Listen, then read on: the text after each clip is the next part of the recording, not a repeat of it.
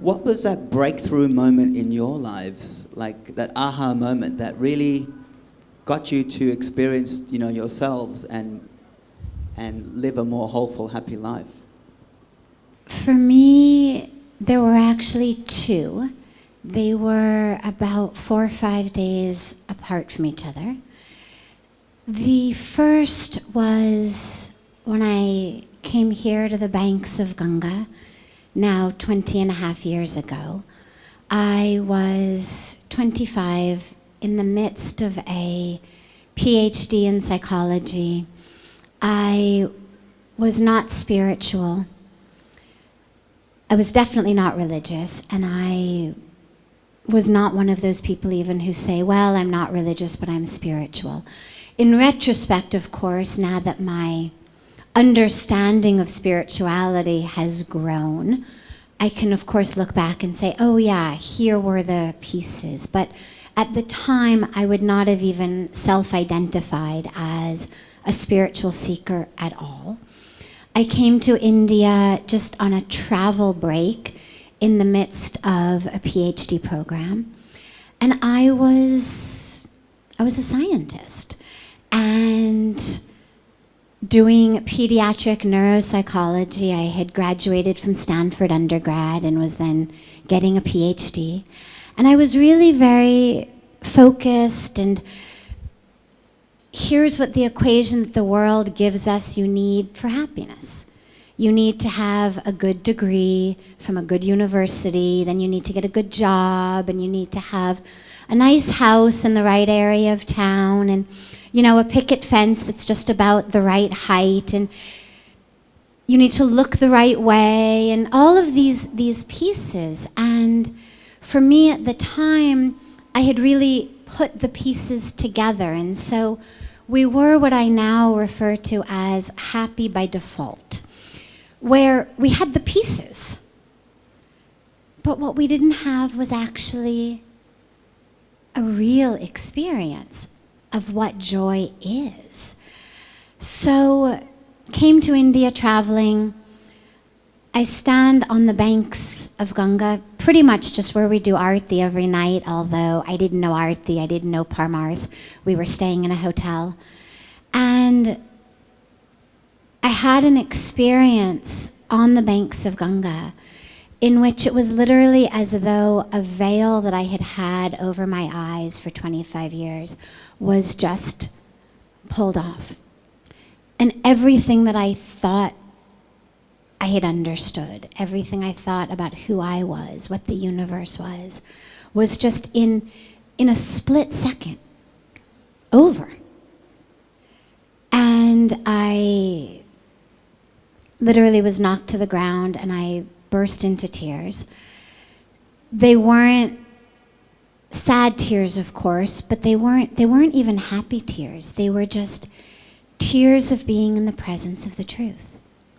It was a visual experience of literally beholding the divine.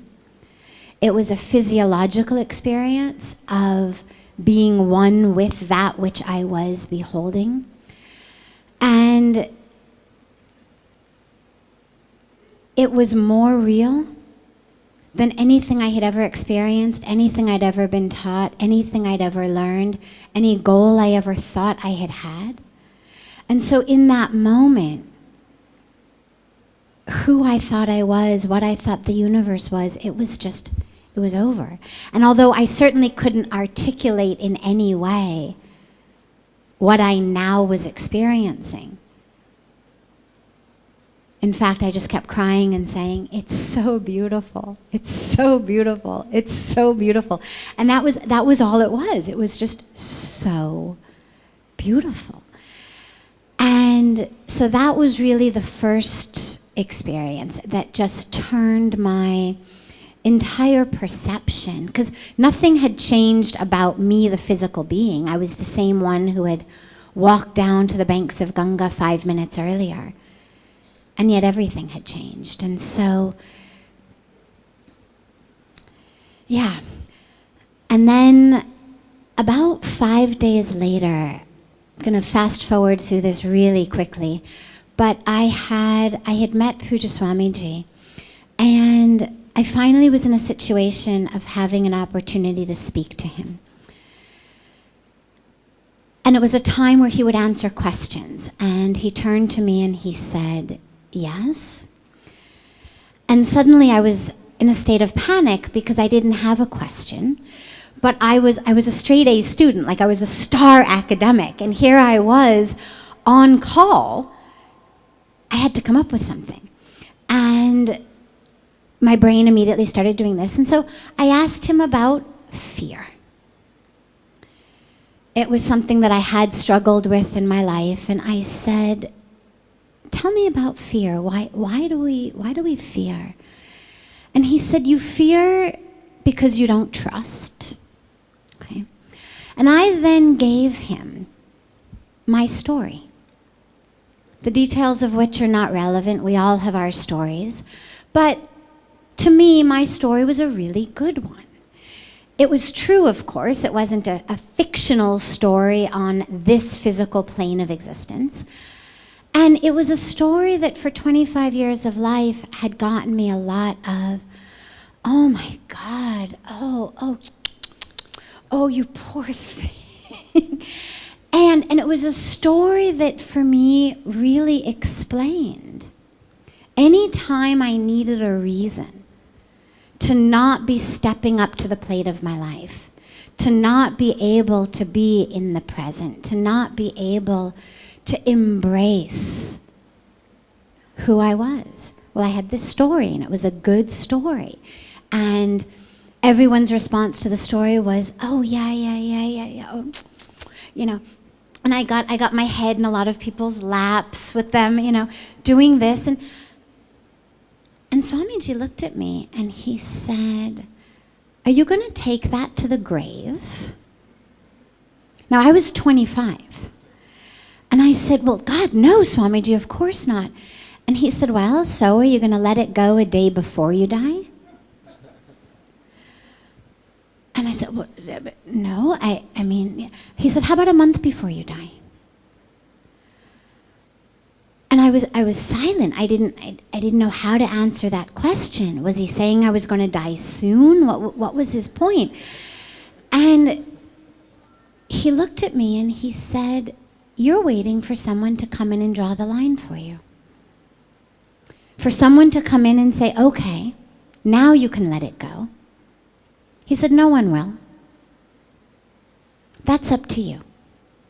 And he said, "You can carry it to your grave.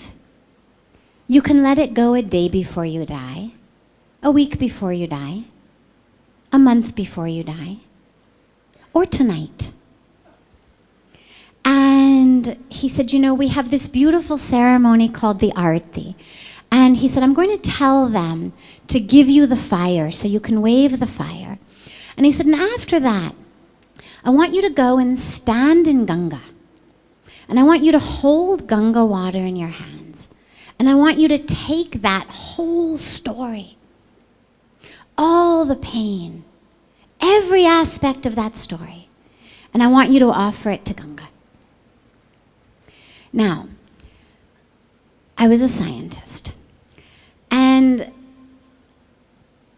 I was an arrogant and slightly obnoxious scientist. And my journal entries for that day, I was perfectly polite in front of him, but I used to keep a journal, and my journal entries for that day say things like, "Give it to the river."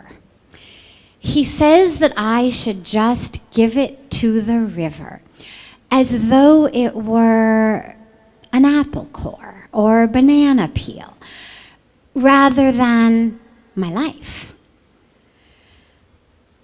And at some point, late afternoon, early evening, I had this moment in which some wise part of me came in and said, "Okay, look. Yes, it sounds quaint. Yes, it sounds sweet. Yes, it even sounds really simplistic. And thank God you've got a world of psychotherapy to go back to who understands the need for a process and understands how long these things take. But right now, You're here. And maybe the point of you coming thousands of miles and winding up in front of this master in orange robes who tells you to give it to the river, maybe there was something in that. And so I committed to myself one thing and one thing only, which was I would do it sincerely. I had no concept that it would work. In fact, I was pretty sure it wouldn't.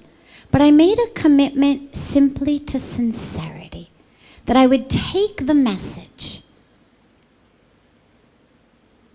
and do what he asked me to do with sincerity. And I stood in Ganga, with Ganga in my hands, for I have no idea how long. And I cried, and I cried, and I cried, and I stood, and I stood, and I stood. And then it was given. And 20 and a half years later, what I can tell you is it really was given. And it was the sort of thing that, of course, defied everything that I understood about psychology, everything that I understood about anything in the universe. The river doesn't just take our childhood, doesn't just take our pain. But what it made so clear was that there was an I who was separate from that. Because look, here I am standing in the river, and there goes the pain. And there was an I who walked out of the river, and an I who walked back up the ashram without the story, without the identity. And that awareness was for me the moment of realizing that it was never me to begin with. And that who I was this being that was now walking back up into the ashram. And that's been something since then that I've held so dearly and have been so committed to inviting and opening and trying to provide opportunities for more and more people to experience that, because it works, it happens.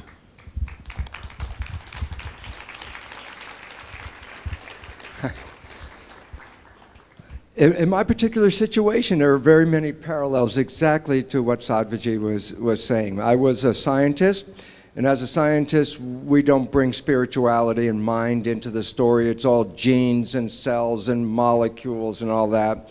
And my research on stem cells revealed that while I was teaching in medical school that genes control life, my research revealed that it was the environment in which the cells lived that controlled the cells. It was outside information coming into the cells. And I remember how specifically, in a moment of time, that I was working on trying to understand the mechanics from a molecular point of view. How does an environmental signal control biology? And I was working not on the genes, I was working on the skin of the cell, the membrane. And it was so profound, it's hard for me to even describe it. I'm working on the understanding, how does information from the environment control biology? And I had looked at the membrane for years, and I wrote a new definition of the mechanism of the membrane. And I wrote this definition, and this is in 1985. It was about 2 a.m. And I wrote down the membrane is a liquid crystal semiconductor with gates and channels.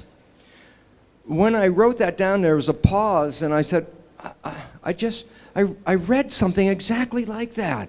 And right next to my first computer, a Macintosh, was a book from a simple book of understanding your microprocessor. And I opened it up, and I said, somewhere, and I opened it right in the introduction. It said, a chip is a crystal semiconductor with gates and channels. And I thought, oh, what a coincidence. They have the same definition. And then in a couple of seconds, I started to say, wait a minute. one for one, the parts are exactly the same. I said, oh my God, the membrane is a computer chip. And on the surface of the cell are like keys, like on a typewriter. And I started to realize, oh my goodness, the environment is typing on the surface of the cell information that went into the cell and control the genetics and the behavior. And it was like, oh, this is really exciting. And I'm typing on my own computer, typing this information in, and then I realized I am outside of the computer, typing on the keyboard, and the information is coming up on the computer. And then I said, oh my God, this keyboard on the surface of your cells has a number of keys that represent a PIN number, a personal identification number, and no two of you have the same keys on that. Each of us have a different PIN number to get into our own cells. It's our personal identity, and these are the keys. And I realized, oh my God, well, we've been focusing on these, what are called receptors, as the source of identity. I realized, no, it's what's activating, what's typing is the identity. And then it hit me and said, oh my God, my identity is not in the cell. My identity is a signal coming from the environment, typing on the keyboard. And then I said, oh.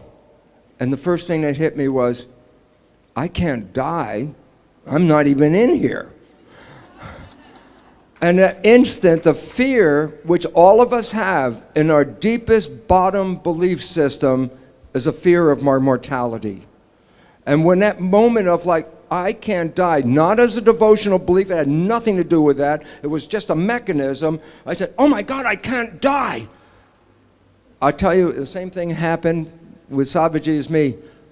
Tears started rolling down my face, and this joy was an ache in my heart that I've never experienced before. I spent 40 years in my head. That's how I became an academician and a research scientist. And when this moment hit, it was my heart that blew open. I refer to it as a heart orgasm. And, and that was the first time I experienced my heart as an essential part of my own conscious existence. And what happened was, I was overwhelmed, first with the fact that I was not spiritual at 1:59 a.m., and at 2 a.m., I was 100% spiritual, with no devotional interface in between. and then I have to add this, because this becomes the next important step. Yes, I saw this, I understood it, it was beautiful, it was in my conscious awareness, my knowledge, my learning, and I got so excited, I wanted to tell people, and I couldn't wait to get some people together, and I'd bring them into the room and I say, let me explain this mechanism, because if you understand this mechanism, you'll understand you are the most powerful creator that exists. And I couldn't wait to tell them, and I'd get up there and I'd tell them, and then the audience would look at me and go, you know, Lipton, your life doesn't look that good if you really think that's true, because your life doesn't represent anything you just said. And there was a pause, and I started to realize, it's like, and I almost said this, so I want to thank the universe for not making me so foolish. I almost said, well, do as I say and not as I do. It was then the most important lesson, number 2, and that was this: I don't care how much knowledge is in your head. If that knowledge doesn't go into your subconscious, your life will stay exactly the same as it was. You can be the brightest, smartest academic, and I say, fine, did it change your life? And the answer is no. You have to take the knowledge that you are walking within your conscious mind and put that knowledge into your subconscious programming. And when you do that, you are all powerful in the creation of your own life. And so just walking around and being able to recite all these wonderful sayings and things that you hear from all the wonderful teachers that we have, and you say, oh yes, I remember that, that's a good quote, that's a nice quote, oh that's a wonderful saying. It's irrelevant until that saying becomes part of your program, because now you are living from the saying and not talking about the saying. And that was the total transformation of a life that on an academic level, was successful on a personal level. I don't even want to talk about that. But it changed everything. Why? Because instead of having to chase after life, after this understanding, things came to me. The light will bring it to you. The only thing that's in your way of the light is a block in your belief that other people have put into your programming. You take your knowledge that you have, make it your subconscious program, and you will manifest all of the wonderful spiritual wisdom that you have heard throughout your whole life. Is not words now. It is life and behavior. And that's our destination. Thank you. Thank you.